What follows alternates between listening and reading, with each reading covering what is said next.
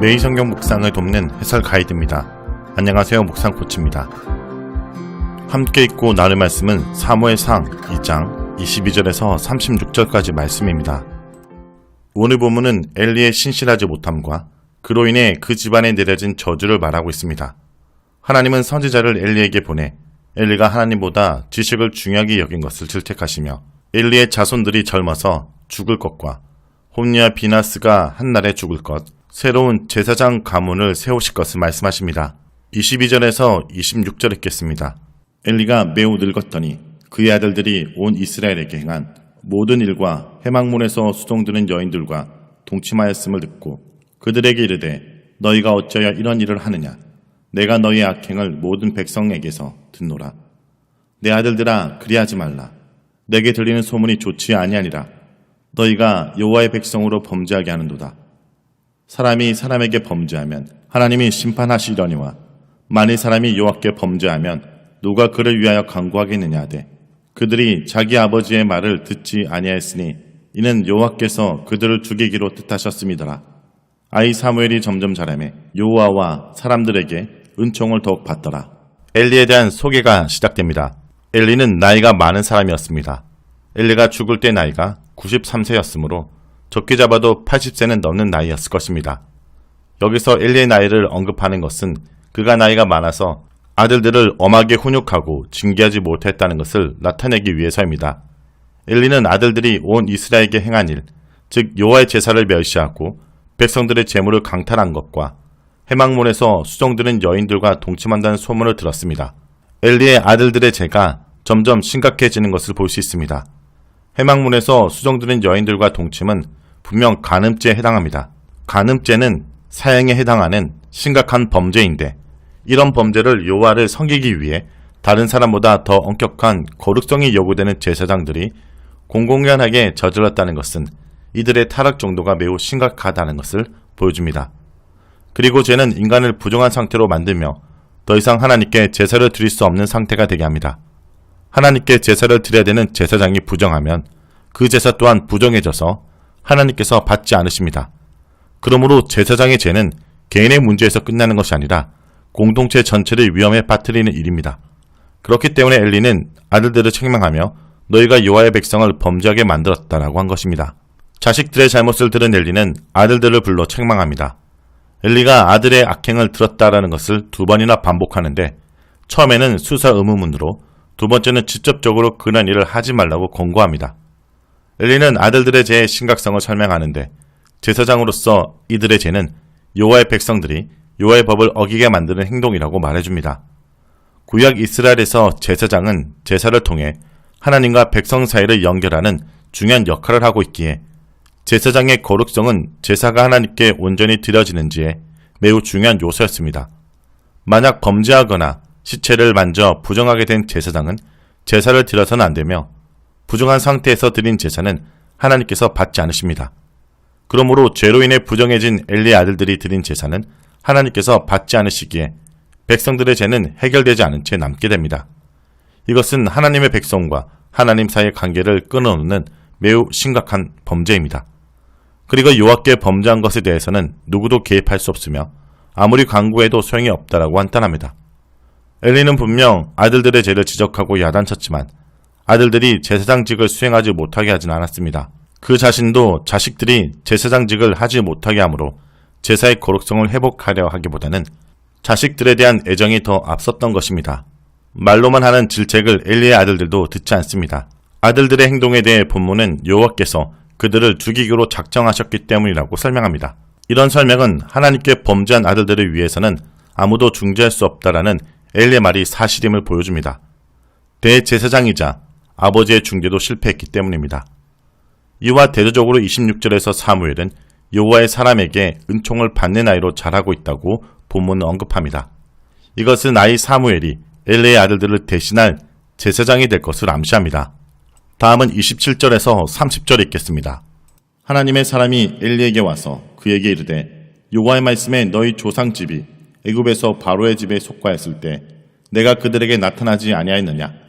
이스라엘 모든 지파 중에서 내가 그를 택하여 내 제사장으로 삼아 그가 내 제단에 올라 분향하며 내 앞에서 에봇을 잊게 하지 아니하였느냐? 이스라엘 자손이 드리는 모든 하제를 내가 내 조상의 집에 주지 아니하였느냐? 너희는 어찌하여 내 초소에 명령한 내 제물과 예물을 밟으며 내 아들들을 나보다 더 중히 여겨 내 백성 이스라엘이 드리는 가장 좋은 곳으로 너희를 살찌게 하느냐? 그러므로 이스라엘의 하나님 나 여호와가 말하노라. 내가 전에 내 집과 내 조상의 집이 내 앞에서 영원히 행하리라 하였으나 이제 나 여호와가 말하노니 결단코 그렇게 하지 아니하리라. 나를 존중히 여기는 자를 내가 존중히 여기고 나를 멸시하는 자를 내가 경멸하리라. 엘리의 책망이 실패로 돌아간 후 선지자가 엘리에게 찾아와 여호와의 말씀을 전합니다. 선지자의 등장은 엘리가 이미 하나님의 음성을 들을 능력을 상실했다는 것을 암시합니다. 이것은 후에 3장에서 분명히 나타납니다. 하나님께서는 엘리 제사장 가문과의 인연을 애굽에서부터라고 말씀하시며 그때부터 특별히 택하여 제사를 드리게 하고 모든 하제를 내 조상의 집에 주지 아니하였느냐며 특별히 엘리 가문에게 베푸신 은혜를 강조합니다.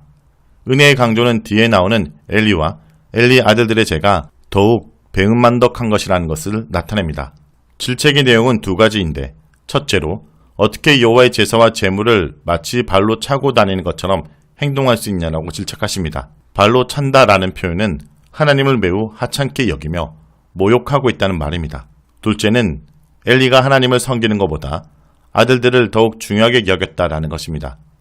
엘리는 아들들이 하나님의 제사를 망치고 하나님께 돌려야 될 가장 중요한 제물을 강탈해 가도 이를 막거나 징계하지 않고 훈계하는 데 그쳤습니다. 그는 아들들의 체면과 안위를 하나님의 거룩성보다 더욱 중요하게 여겼습니다.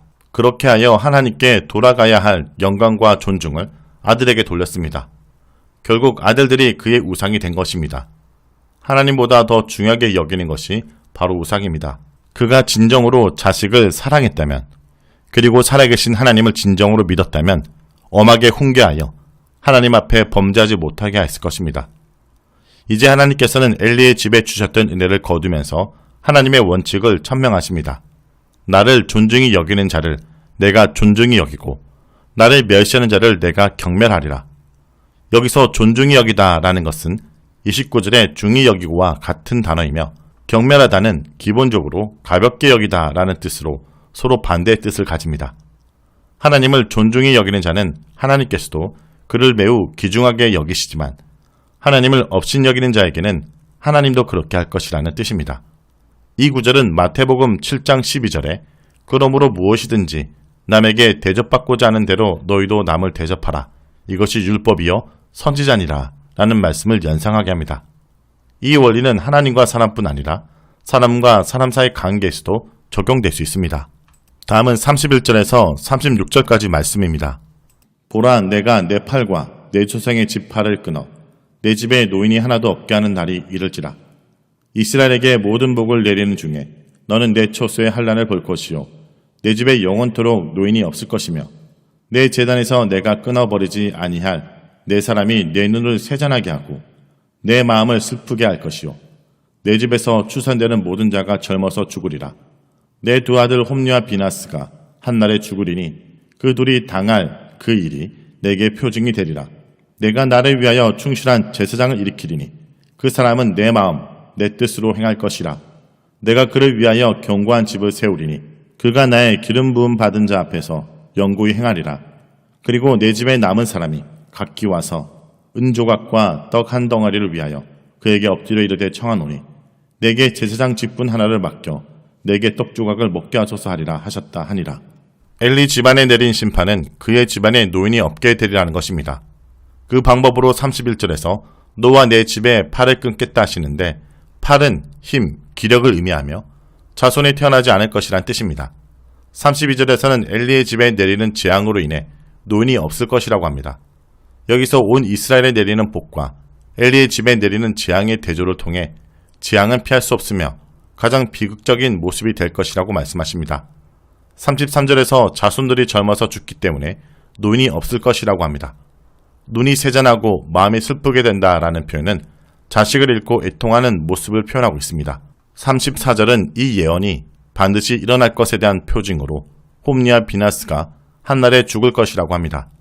전체적으로 엘리의 집에 내린 심판은 자손을 일찍 죽이시겠다는 것으로 자손을 하나님보다 더 중요하게 생각하고 우상으로 섬겼기에 엘리는 자손을 잃는 벌을 받게 된 것입니다.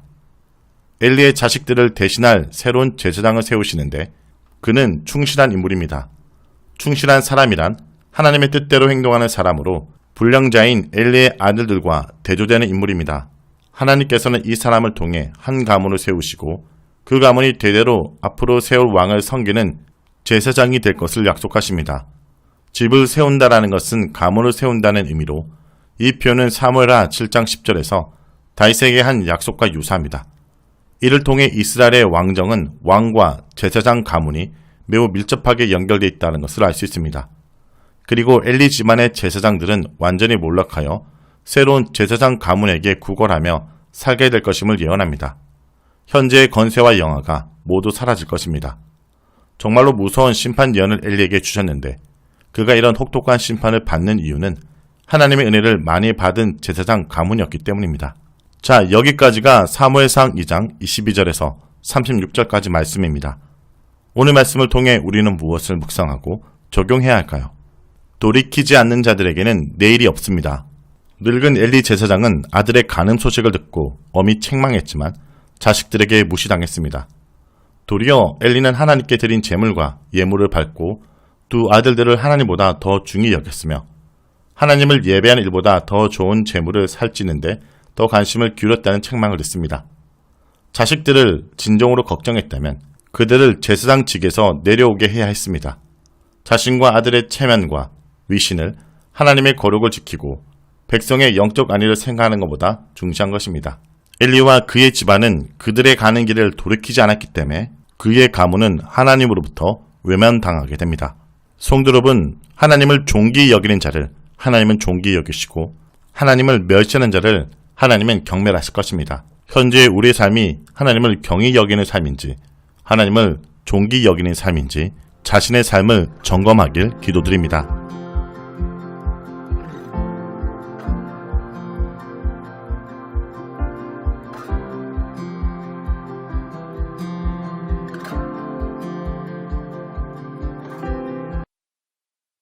내가 여호와 집에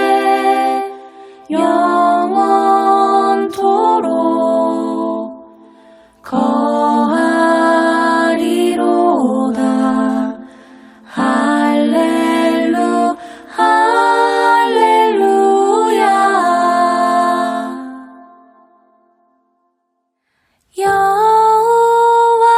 여호와는 나의 목자시니 내가 부족함이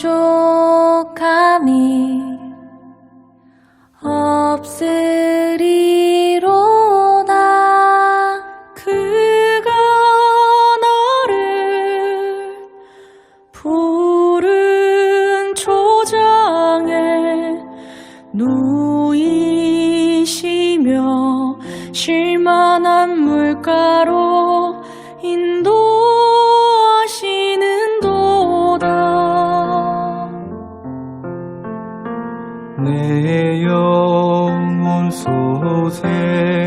소생시키시고 자기 이름 위하여 의의 길로 인도하시는도다.